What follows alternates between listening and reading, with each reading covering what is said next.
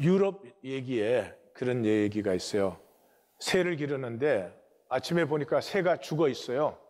발을 위로 들고 몸이 딱딱하게 굳어 있어요.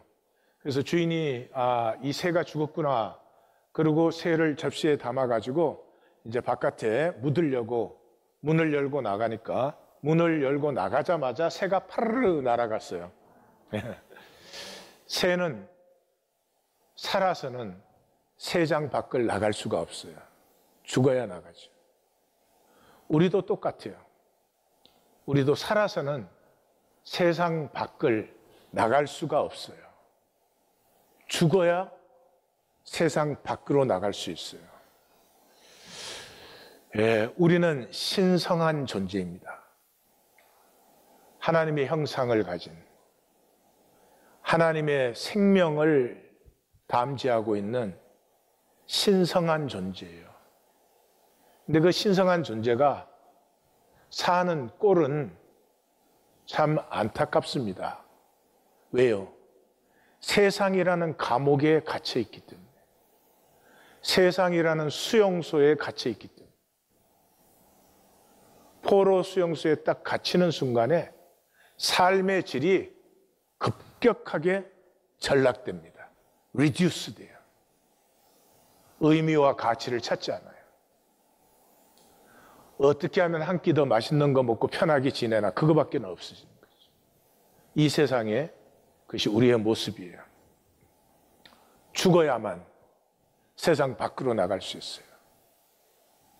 어제에 대해서 죽으셔야 돼요. 자꾸 어제를 만회하려고 그 죄의식을 가지고 오늘을 살 수 없어요. 내일에 대하여 죽으셔야 돼요. 내일은 내일이 염려하는 것이, 우리는 오늘을 사는 것이.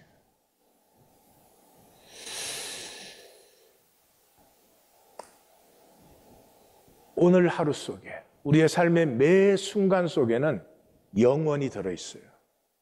영원에서 피어나지 않은 순간은 없어요. 그런데 우리는 이걸 단절시켜서 그냥 스치는 삶을 살아요. 순간순간 영원을 누리는 것이 아니라 그 표면을 스치는 삶을 살고 있어요. 그래서 하루하루를 살기 시작하면서부터, 이 본질과 연결되기 시작하면서부터 하루를 살아도 충만함을 느끼는, 충만함을 누리는 그런 삶을 살게 되는 것이죠. 마태복음 18장은 종교 아니다, 하늘 가족이 되어 살아라 하는 말이에요. 아버지를 누리는 한 형제 자매, 이거는 말은 쉽지만은 종말적 실제예요. 이 현상 세계에서는 가족도 하나 되기가 힘들어요. 그렇지만 죽음의 순간에 딱 닥치면 모든 것은 하나님에게서 나왔고, 우리 모두는 하나고, 단절된 것은 이 세상에 먼지 한 톨도 없어요. 한 하나님에게서 나온 우리 모두는 하나다. 이건 종말적 실체예요. 이 종말적 실체를 만난 사람만이 현상의 종이 아니라 본질과 연결된 삶을 살기 시작하는 것이에요. 그게 하늘 가족의 삶이에요. 18장은 그것을 우리에게 보여주고 있어요. 18장은 구조를 보시면 이해가 훨씬 더 쉽습니다. 제자들이 이 천국에서 하늘 가족에게서 누가 큰 자입니까? 그렇게 질문했을 때 어린아이 같이 자기를 낮추는 자다. 주님이 그렇게 이제 답변하셨죠.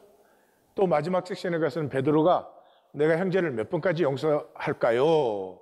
그랬을 때 주님께서 하신 대답은 긍휼을 받아 긍휼을 품은 자가 되어라.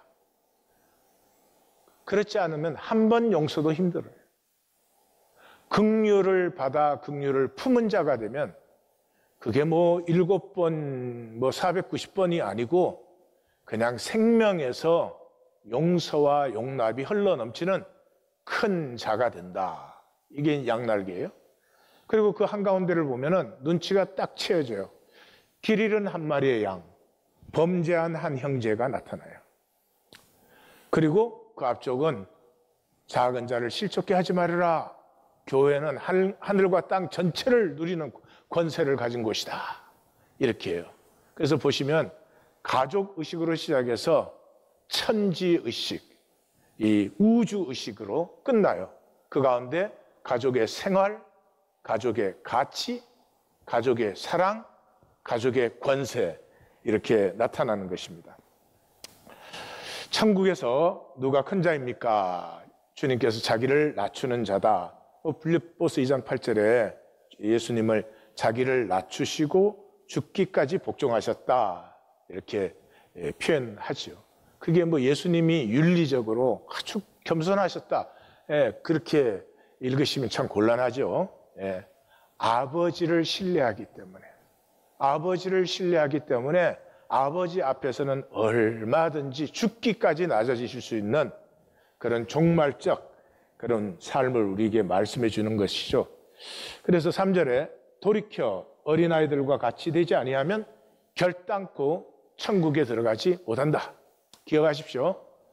돌이켜 어린아이들 같이 되지 않으면 결단코 천국에 들어가지 못한다. 그러니까 천국을 들어가려면 어린아이 같아져야 돼요. 어른은 들어갈 수 없어요. 어린아이같이 아버지를 신뢰함으로만 천국에 들어갈 수 있어요. 이미 어른이 되면 뭐 자기 공로도 중요하고 자기가 뭐 했다 안 했다 잘났다 못났다 복잡해. 그런 사람은 천국에 맞지도 않지만 물론 자기가 스스로도 들어가지도 않아요. 들어가려면 반드시 어린아이 같아져야 돼요. 그런데 우리가 다 어른인데 어떻게 어린아이 같아지나? 그것은 종말의 탕감을 받은 자는 어린아이 같아져요. 내 일생을 살고 심판 앞에 섰어요.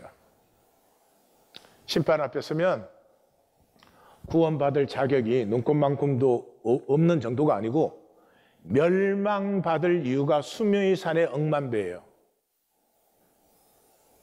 바로 그 자리에서 하나님이 내가 자기의 자녀이기 때문에 나는 탕자의 억만배지 뭐. 근데 아버지이기 때문에 어떤 아버지가 자식이 죄지었다고 자식을 버려요? 그래서 그 탕감의 구원을 받아요. 이 종말의 순간에 천국이냐 지옥이나 영원히 갈라지는 순간에 하나님이 우리를 품으시게 되어 있어요. 그때 그 아버지의 사랑과 은혜가 너무 커서 가짜로 내가 만들던 나 이렇게 만들어서 또 보여주고 사람들이 그렇게 안 보면 화낸다고. 나에게 눈꽃만큼이라도 자격이 있으면 좋겠는데 자격이 없는 게 아니라 죄만 쌓은 그 삶을 품으시는 그 은혜가 너무 커서 내 꼬리표들이 힘을 다 잃어버려요. 나는 꼬리표 만들려고 살았거든. 나는 뭐 훌륭한 목회자다, 성공한 목회자다, 뭐 성도를 괴롭히는 목회자다. 꼬리표. 몇 개 만드셨어요? 그 꼬리표가 배설물이죠. 그 순간 자유가 임해요. I don't have to be anything, anyone. Just who I am. 하나님이 만드신 나면 돼요. 그 내가 어떤 조건으로 있든지 어떤 상황 안에 있든지 내 안에 있는 하나님의 신성을 언제든지 피울 수 있어요. 이건 어마어마한 기쁨이에요. 얼마나 내 자신이 떳떳해지는지 말로 다 할 수 없어요. 탕자와 아버지의 이야기는요, 비유가 아니에요. 우리 실제예요. 우리가 지업 열매로 살고 있어요. 사랑하셨어요? 사랑을 하신 적이 있냐고요. 이 하나님의 생명 가지고 사랑 한번 못 해보면 정욕을 얘기하는 거 아니에요? 사랑을 얘기하고 있어요. 생명은 신비예요. 누려보셨어요? 행복하셨어요? 단 한순간이라도.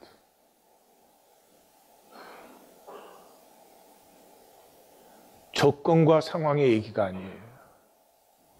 본질 속에 들어있는 나의 신성함과 본질 속에 들어있는 하나님의 나를 향한 no matter what 사랑, 나의 자격이 아니고 자기가 만든 존재 자체를 기뻐해 주시는 그 사랑을 만나고 경험하는 것이 행복이에요. 사랑, 신비, 행복, 이것은 내 조건과 내 자격과 아무 상관이 없어요. 하나님이 나를 존재하게 하셨다는 사실 하나 때문에 누리고 피어나고 하는 거죠. 이걸 모르면 정말 불쌍하게 세상을 사는 거죠. 자, 이 하나님의 가슴, 그게 이제 21절에서 35절 대칭 부분에서 나오죠. 하늘 아버지의 가슴은 불쌍히 여김이에요. 이게 우리의 모든 이 구원과 우리 생명의 근거예요. 스플라니조마이, 창자가 쏟아진다는 뜻이, 가슴이 쏟아부어진다는 뜻이에요. 그 가슴을 받은 자가 하나님의 자녀예요.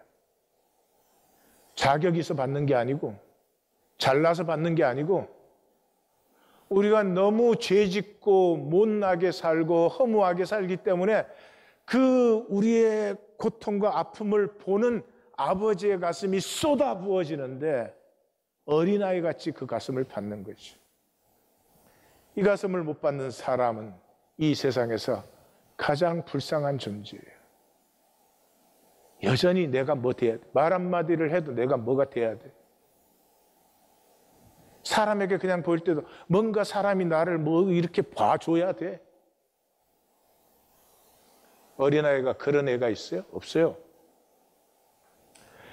얘기를 그래서 이렇게 시작합니다. 천국은 그 종들과 결산하는 임금과 같으니, 결산이니까 심판 때 이야기예요.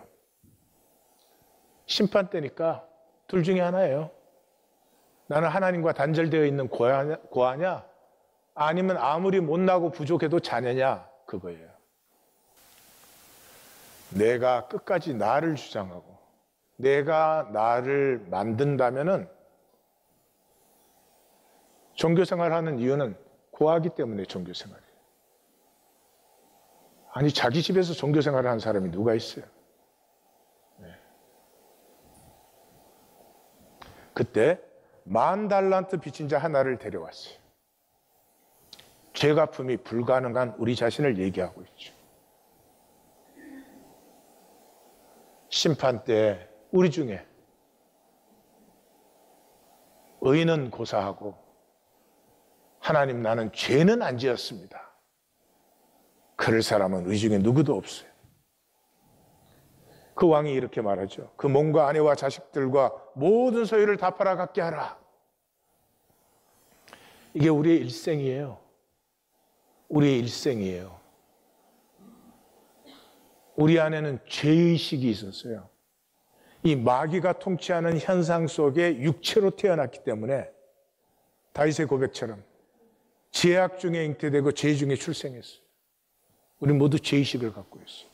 죄의식 가진 사람은 어떻게 살아요? 예, 열심히 나 만들어요. 내 가족 만들어요. 내 가족 사랑이 아니에요. 내 가족이 나의 의가 돼줘야 돼. 나는 이런 자녀를 가졌어. 어? 하버드 옆에 하보드에 댕겼어. 내 소유. 죄의식을 가리려고. 여러분, 좋은 결과를 만드는 건 좋은 일이고 훌륭한 일이에요. 예? 내가 성공했다, 내 가족이 뭐 훌륭하다, 내 자녀가 성공해, 좋은 일이죠. 그러나 그것이 죄의식에서 나온 것이라면은 그 사람은 자기 자신도 자식도 가족도 못 누리는 사람이에요. 못 누린다는 말은 그저 불안해요. 사람들에게 약점 보이지 않을까? 허점 보이지 않을까? 사람들이 어떻게 볼까? 주인이 불쌍히 여겨 그 빚을 탕감해 주었어요. 아버지의 가슴이죠. 무슨 뭐 자격이 있고 그런 게 아니잖아요. 이게 쏘가가지고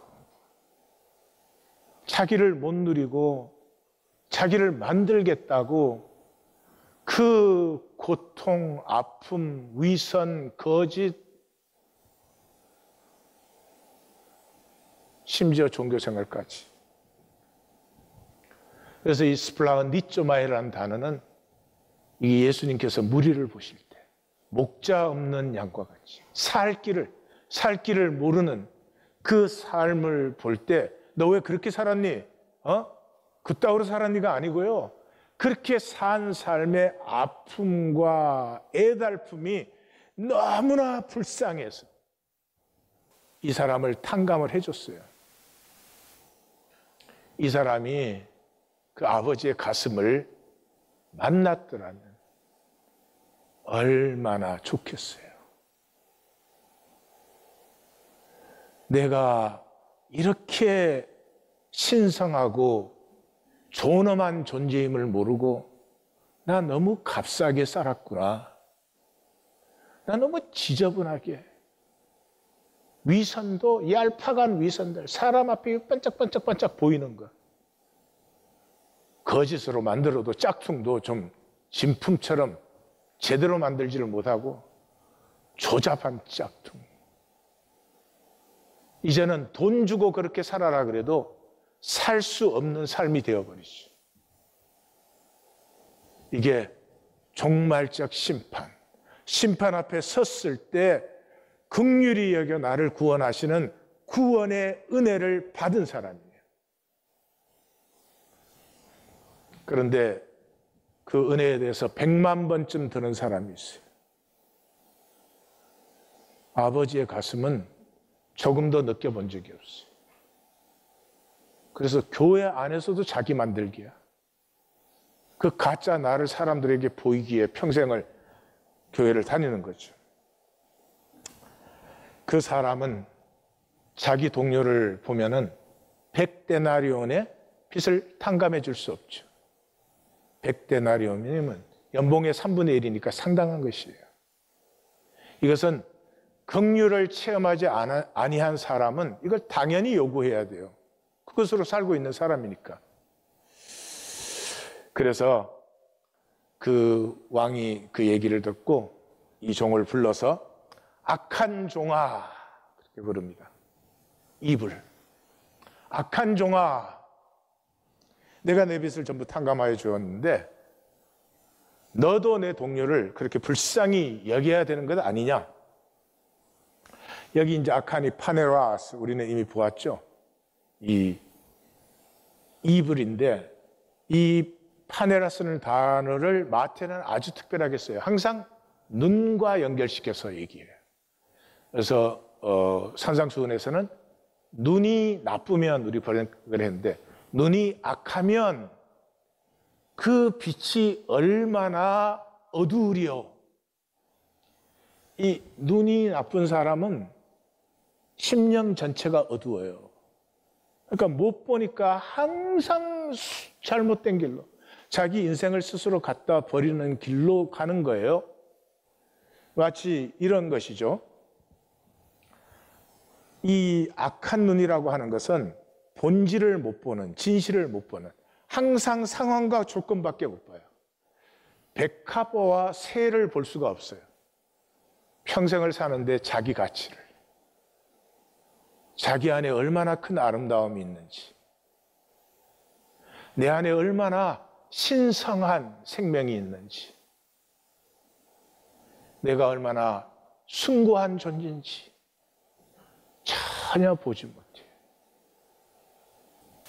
그래서 너희가 각각 마음으로부터 형제를 용서하지 아니하면 나의 하늘 아버지께서도 너희에게 이와 같이 하시리라. 이 성경의 용서에 대한 말씀만 구약도 그렇고 신약도 그렇고 이 조건부로 보여요. 너희가 용서해야 하늘 아버지도 너희를 용서한다, 이러시고 표현이 그렇게 되어 있어요. 그러나 이것은 휴먼 이니시에이션이 아니에요. 이 우주 전체에서 어떤 것도 휴먼 이니시에이션, 인간의 선제성은 있을 수가 없어요. 하나님이 창조하신 것에 대해서 우리가 누릴 뿐이지. 그래서 이 조건부처럼 들리는 말씀의 뜻은 이거예요. 종말의 용서를 받은 자에게서는 반드시 긍휼이 피어나요. 성경 공부로 배운 게 아니고, 성경 지식 갖고 있는 게 아니고, 이 짧은 찰나적인 생애에 내가 심판대 앞에 섰을 때 그 내가 살아온 삶의 죄악, 잘못됨, 실패보다는 그 안에 아파하고 힘들어하고 너무나 짓눌려 있던 나를 불쌍히 여기시는 스플라니쪼마이, 나를 보시고 그 가슴과 창자가 쏟아져 나오는 그 아버지의 가슴을 받은 사람에게서는 반드시 긍휼이 피어나죠. 그런데 종교인은 모든 인포메이션과 모든 지식을 다 갖고 긍휼이 오그라들어요. 그래서 이 대표적인 게 그거잖아요. 1번에 7번 용서하라고 하니까 되게 기독교는 다 이거 다 무한히 용서해라로 들어요. 만약에 무한히 용서해라면 그 피해자는 어떻게 되는 거예요, 도대체? 한없이 피해를 받아야 되잖아요. 그 가해자는 어떻게 되는 거예요? 걔는 계속 남에게 그 가해하면서도 자기조차 돌이키지 못할 것 아니에요. 이 말씀을 듣고 어떻게 그렇게 생각을 해요? 왜요? 실제를 못 느끼니까. 종교는 말뿐이거든요. 말이야, 1번에 7번씩 용서하는 게 얼마나 멋있고 건사해요. 그러나 그 실제를 조금만 느낄 수 있어도 이게 얼마나 참혹한 일인가 하는 걸 금방 만날 수 있죠. 그런데 실제에 대한 느낌이 없기 때문에, 말로만 모든 걸 해왔기 때문에 이 무한히 용서해라, 이런 그 말도 안 되는 걸로 들리는 거예요. 5절에서 9절 이제 들어갑니다. 어린아이 작은 자를 실족게 하느니 차라리 죽어라. 표현이 그래서 다른 표현을 찾아봤는데 표현이 없어. 그냥 죽어라가 제일 나은 것 같아. 뭐 죽는 게 좋지 않겠느냐 뭐 이렇게 해봤는데 아니야. 예. 내 이름으로 그 말은 하늘 가족으로예요. 하나님과 하나 되어 있지 않으면서 주여 주여 한다고 기도 응답 안 돼요. 내 이름으로란 말은 하늘 가족이니까 어린아이 하나 영접하는 것이 나를 영접하는 것이다. 그러니까 여기 이 하늘 가족을 얘기하고 있으니까 하늘 가족의 어린아이는 뭐예요? 영적으로 갓난아이예요. 교회에 처음으로 들어온 사람이에요. 드물어요. 종교단체는 수도 없이 많지만 참된 교회에 한 영혼이 들어오는 건 굉장히 드문 일이에요. 그것을 하나님은 무한히 기뻐하세요. 왜?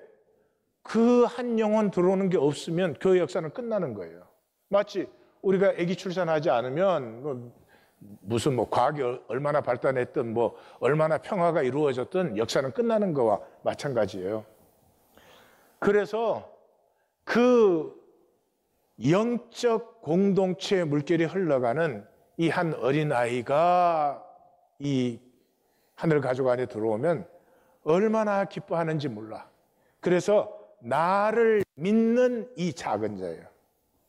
그래서 나를 믿는 이 작은 자 하나 실족해.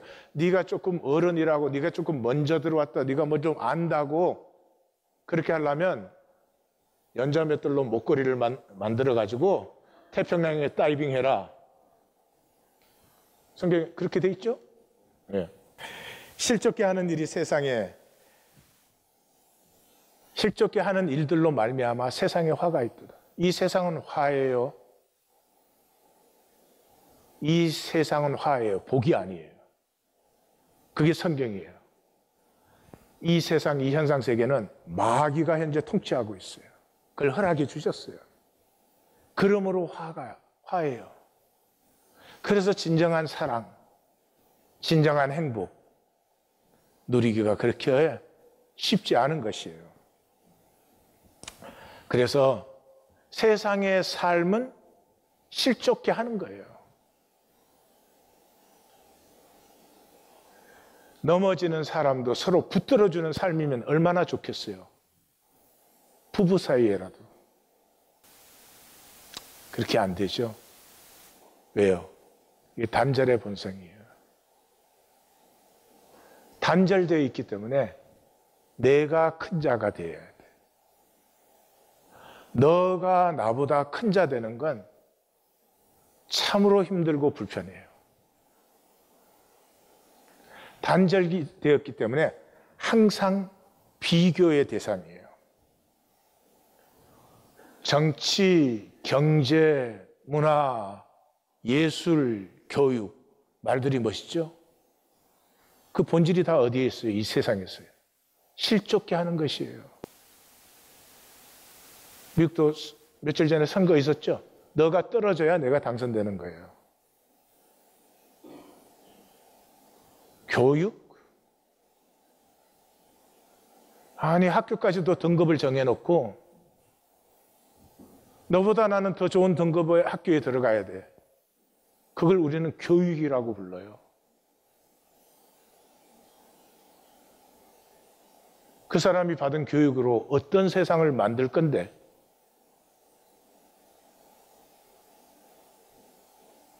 출세 성공했다는 말이 너보다 나는 편안하게 산다는 얘기예요.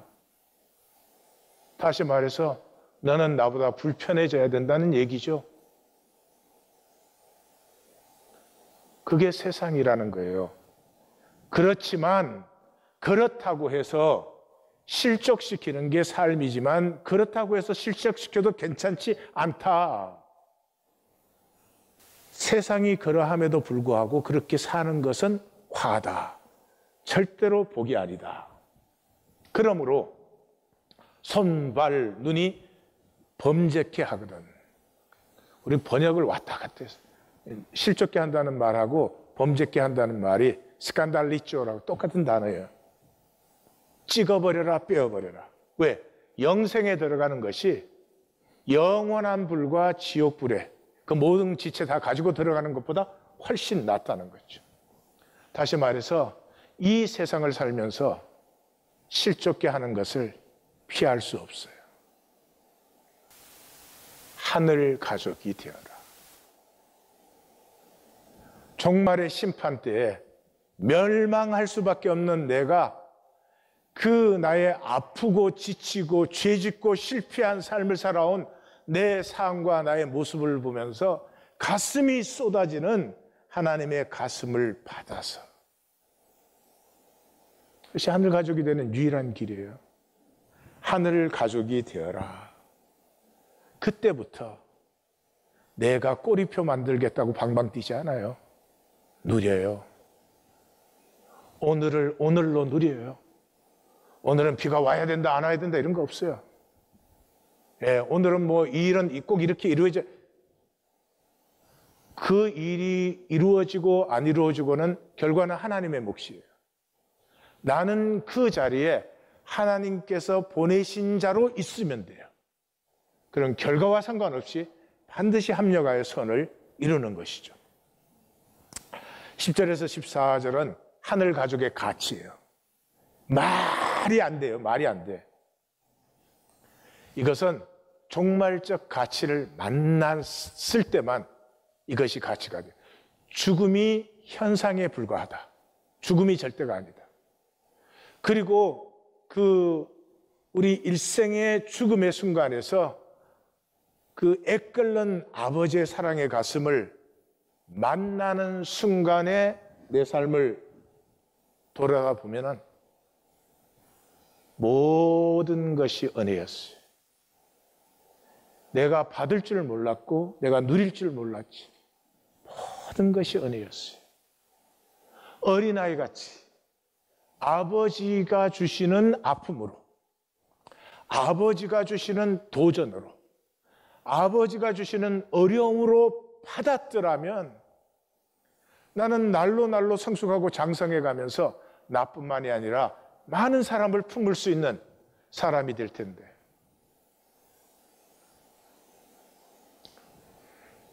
오늘은 이렇게 돼야 돼, 이 일은 이렇게 돼야 돼, 이런 결과를 만들어야 돼. 모든 은혜를 폐해버린 그 나를 거기에서 만나게 되죠. 그래서 시작에서 그래요. 작은 자를 업신여기지 말라. 하나님 보좌 앞에 그들의 천사들이 있다. 그러니까 성경에서는 보좌 앞에 천사는 굉장히 수가 작습니다. 그들의 천사가 하나님 보좌 앞에 있으니까 이 작은 자는 하나님에게 얼마나 귀한 자예요. 이 작은 자의 지위가 아니에요. 지금 이 작은 자는 작고 어리기 때문에 하나님께서 더 관심을 쓰시는 사람이에요. 그 대칭 14절이 뭐예요? 그래서 작은 자 하나라도 잃는 것은 하늘 아버지의 뜻이 아니다. 여기 잃는다는 말은 페루시, 멸망을 얘기해요. 그러니까 여기서 하나님의 가슴 느끼실 수 있어야 돼요. 이 작은 자 하나가 이 하늘 가족이 되면은 마치 하나님의 가슴이 이런 거예요. 이렇게 할아버지 할머니가 손자 손녀 하나를 이렇게 받은. 그래서 자식 기를 때는 모르니까 뭐 이거 똑바로 만들어야 되고 잘 만들어야 되고, 이제 일생 지나고 나서 보니까 만드나 안 만드나 똑같더라. 그걸 알기 때문에 손자 손녀에 대해서는 굉장히 너그러워지잖아요. 예. 그래서 이 작은 자 하나는 하나님의 가슴에 이 절대로 잃어버릴 수 없는 모든 것이에요. 그래서 그 가치가 중간 12절 13절에 나와요. 요 잃어버린 하나 때문에 99마리를 산에 두고, 그게 현상밖에 못 보는 사람은 이게 말이 돼? 아니 99마리를 산에 둔다는 건 버리는 건데 한 마리 찾으려고 99마리를 버리는 게 말이 안 된다, 이렇게 보이죠. 아버지의 가슴을 만난 사람은 뭐가 보여요? 그 99마리도 길을 잃었을 때는, 다시 말해서 실패하고 죄 지었을 때는 그 한 마리를 향하는 그 애틋한 사랑이 그 99마리 한 마리 한 마리를 위해서도 똑같이 있다. 길 잃은, 이해가시죠? 삶에서 실패하고 죄 지을 때 하나님이, 종교인들은 정죄한다고 생각하죠. 잘못했으니까 와서 한 대 때릴 것 같아. 가치 없고 부족할수록 아버지의 가슴은 그리로, 우리 인간 부모도 그렇지 않아요? 그래서 심판에서 그 탕자의 아버지, 그 가슴을 만난 사람에게서는 현상 가치가 그냥 쓰러져 버리는 거예요. 깨어져 나가는 거예요. 이 현상 가치의 종이 돼가지고 맨날 뭘로 살아요? 계산과 염려. 그래서 15절에서 17절, 이 가족의 사랑 안에 쓰러지는 죄 권세, 죄는 이 세상에서 펄펄 납니다. 점점 기승을 부립니다. 그 죄 권세가 쓰러질 수 있는 것은 가족뿐이에요. 가족 안에서.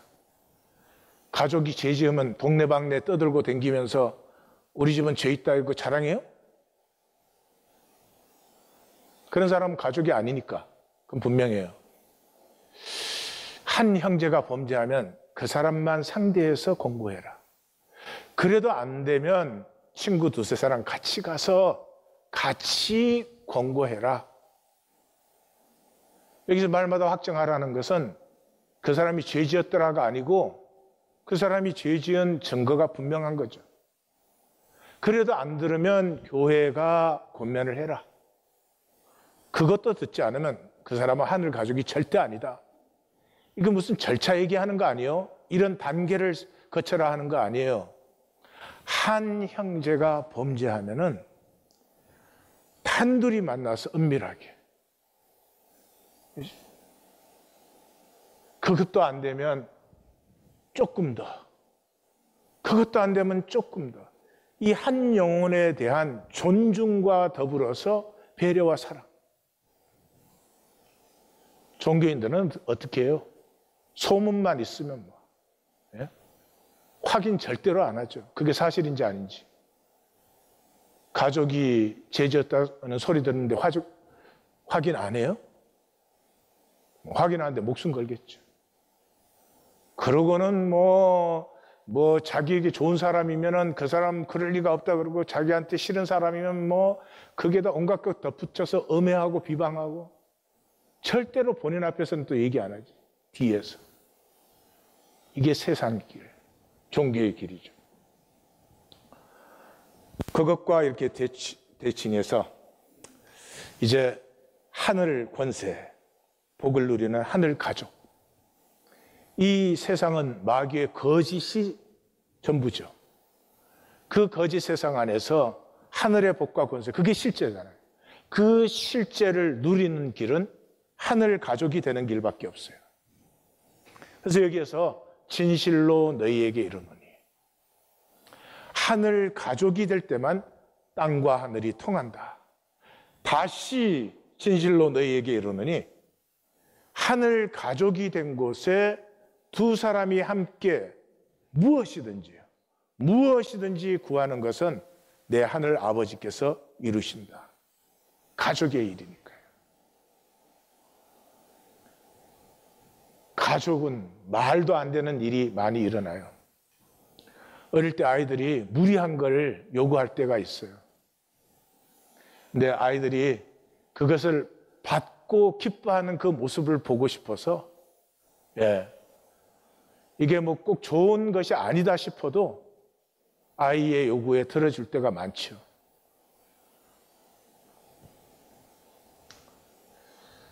한마디로 말하면 너희는 하나님의 형상을 가진 하늘의 자녀들이다.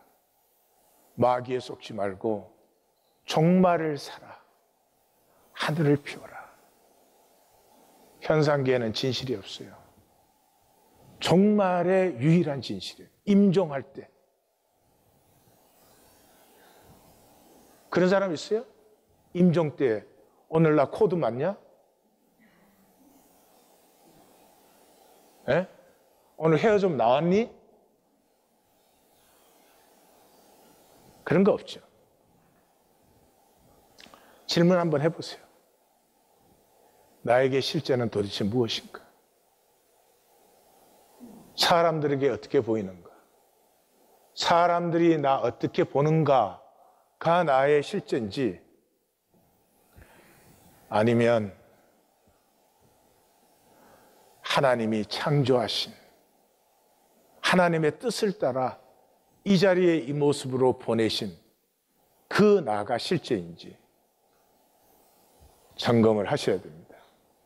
자, 이 하늘 가족에서 놀라운 일이 일어납니다. 구원의 역설이 이루어지는 거예요.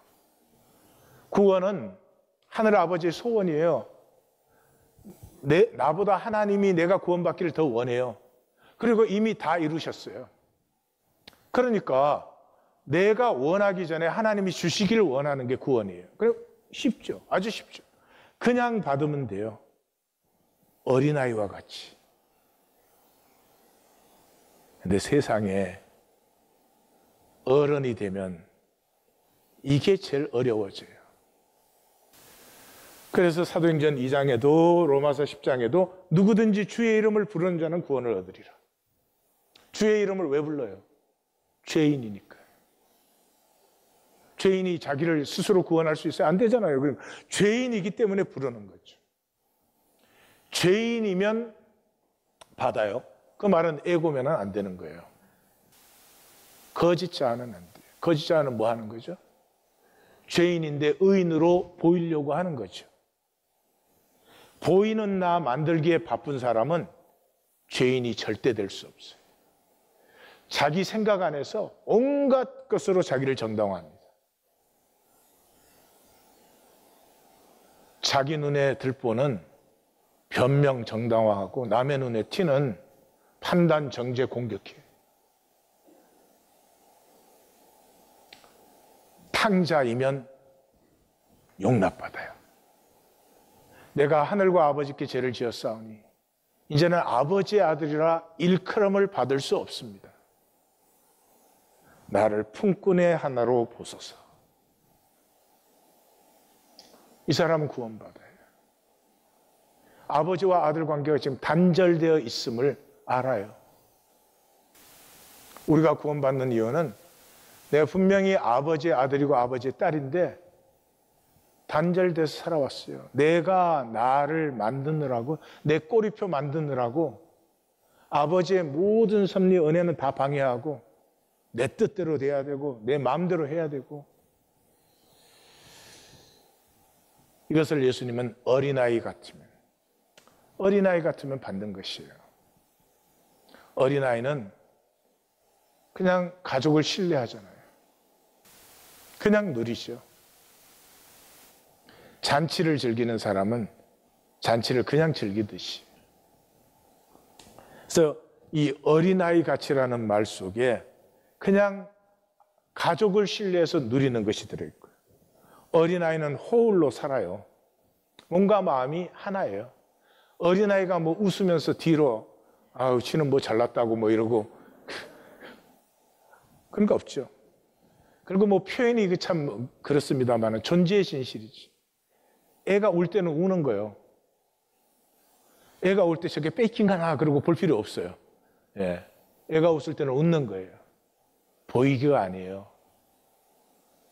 옳으냐 그러냐로 나누어서 항상 자기를 옳게 보이려는 것, 그런 것 없어요, 어린아이에게. 그런데 그 쉬운 구원이 어려워요. 아니, 어려운 게 아니라 불가능해요. 왜요? 구원은 내 안에 있는 하나님의 형상을 회복합니다. 그리고 구원받은 자들로 앞으로 영원한 하나님의 나라가 이루어집니다. 지금 기독교인들로 하나님 나라가 이루어진다면 그 하나님 나라 나는 안 갑니다. 거짓이 난무하고 위선적이고 판단 정죄가 난무하는 데를 내가 왜 가요? 구원은 지극히 높은 의식과 지극히 높은 삶이에요. 그래서 사람으로 할 수 없다. 예수님 그렇게 말했어요. 하나님으로만 가능해요. 스가랴 선지자는 힘이나 능으로 되지 않고 오직 하나님의 영으로 된다고 했어요. 이 구원은 아주 쉬우면서도 불가능한 이 역설이 어디에서 해결되는 거예요? 하늘 가족이에요. 하늘 가족. 어린아이는 아무 능력이 없잖아요. 그러나 어린아이는 그 가족에 태어나서 자라면서 가족의 DNA가 피어나게 되어 있어요. 하늘 가족이 되는 것이 산상수훈적 삶이고 종말적 삶이라고 할 수 있죠. 그래서 산상수훈을 보시면 5장 전반부는 뭐예요? 팔복이 나오는 데 아니에요. 너희는 하나님의 형상이야. 그러면 소금과 빛이 되어서 모든 사람이 아버지께 영광 돌리게 해라. 후반부는 뭐야?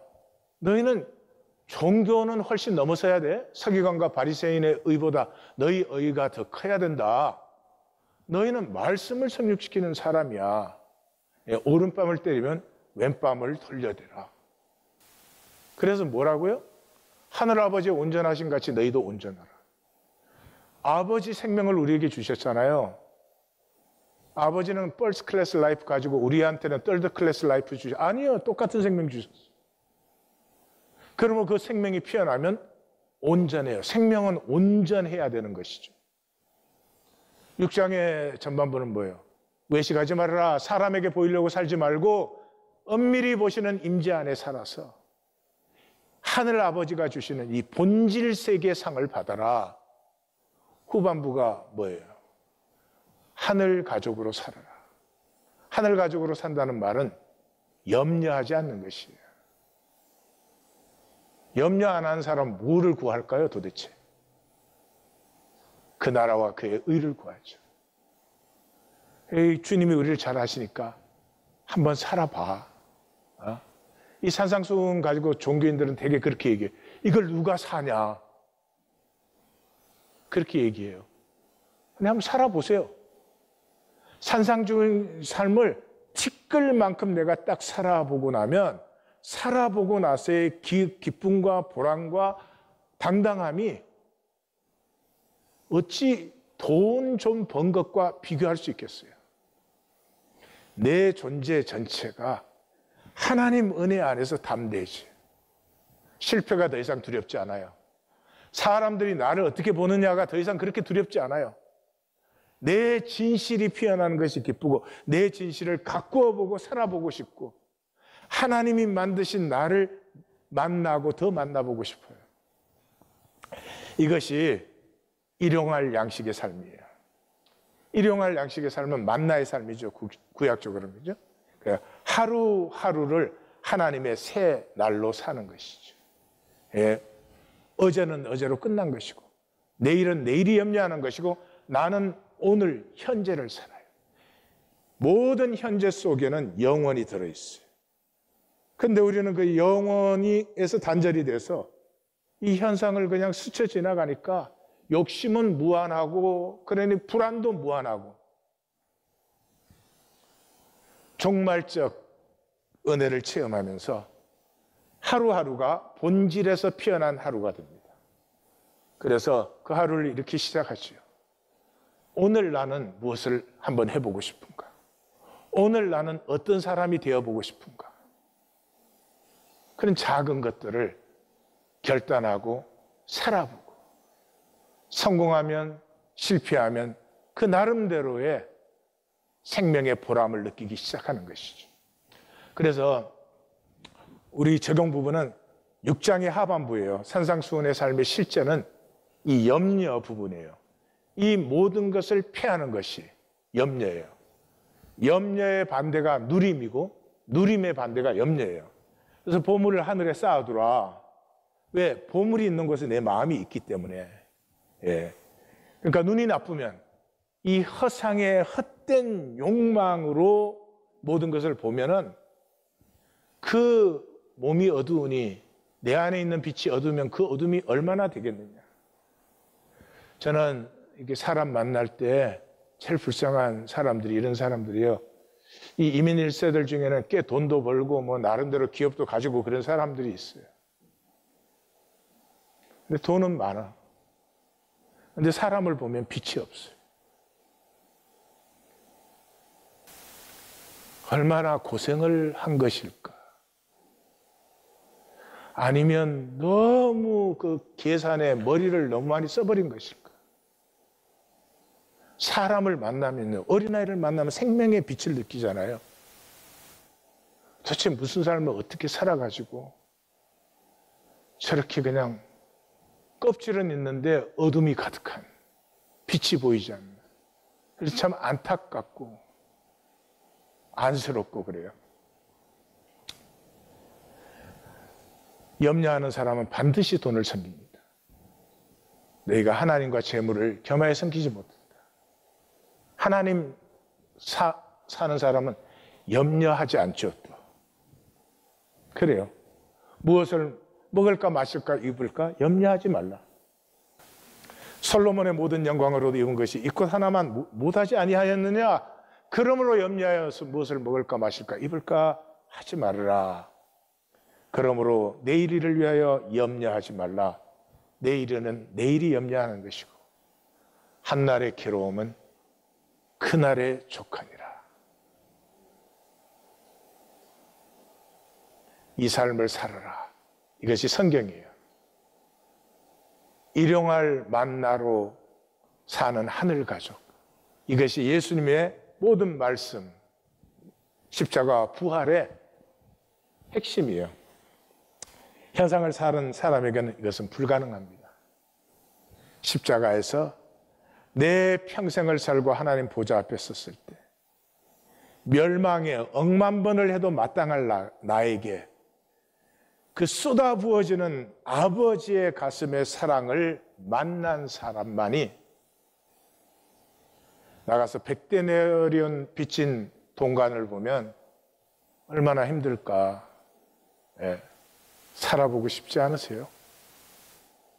저는 살고 싶어요. 꼬리표 붙이는 삶에 비할 바가 되겠습니까? 우리의 모습대로 각자의 자리에서 하루하루 주시는 생명을 아름답게 누려보고 싶어요. 내 안에 있는 신비를 확인하고 싶어요. 그리고 생명이 얼마나 좋은 것인지 온 세상에 나누고 싶습니다. 나눔 가이드 추천합니다. 믿음은 단순하지만 살기는 쉽지 않습니다. 마귀가 우리 가슴에 염려를 심었기 때문으로 염려는 욕심을 피워 현상을 실제화시키고 상황을 절박하게 만듭니다. 무엇을 먹을까 마실까 입을까에 사로잡혀 평생이 단절의 몸부림이 되었습니다. 종말을 만나지 않고 현상의 허상에서 자유할 수는 없습니다. 종말을, 나의 하늘아버지를 만나면 허상이 헐어지고 서러지고 하루하루를 생명의 새날로 삽니다. 일용할 양식을 누리는 어린아이 같은 생명의 자유로 만나의 삶을 사는 한 가족이 됩니다. 임재 안에서 일용할 만나로 사는 하늘 가족으로 초청합니다. 기도해 주시기 바라요. 이거 뭐 자원한다 이러기 전에 정말 나는 이것을 살고 싶은지, 사실은 뭐 더 가지고 뭐 더 잘나지고 그러고 싶은데 이것도 종교의 꼬리표로 하나 자원하면은 그건 정말 슬픈 일입니다. 그것은 궁극적인 가능성을 내가 폐해버리는 것이. 우리는 거짓되지만 하나님의 마지막 보루에 거짓되어서는 스스로 멸망하는 것이. 그러니까 기도하시고 나를 점검하시고 가슴을 다지시고 해서 정말 한두 사람이라도 좋으니 하나님의 그 은혜에 붙들림 받은 하늘 가족이 이곳에서 피어나서 온 땅에 누룩처럼 번지기를 원합니다.